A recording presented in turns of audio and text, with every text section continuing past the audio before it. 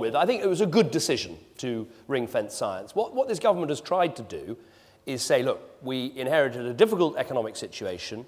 We're only going to succeed as a country if we take some difficult long-term decisions. So let's not cancel vital infrastructure like HS2 and road and rail investments and port investments. Let's stick to them. Let's not cut the science budget, because actually that has a long-term benefit for Britain.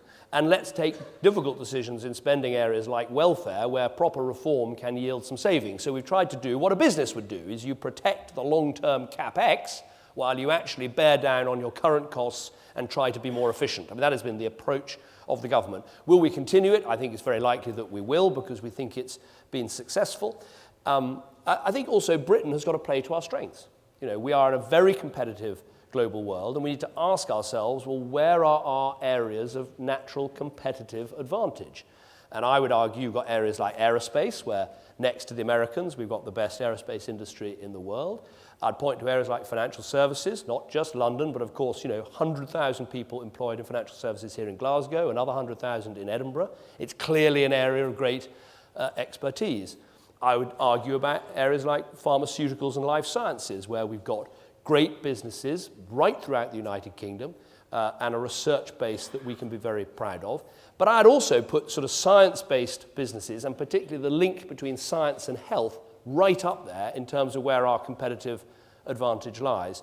And again, this does come back to the issue of the future of Scotland, because of course a separate Scotland would have strong universities, and those universities would collaborate with English and Welsh universities.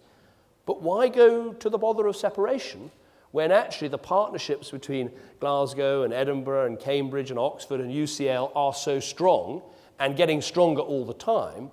And why risk separation when somewhere like Glasgow University or Edinburgh University, of course, not only gets money from its students and from the Scottish government, but actually gets UK science grant money as well?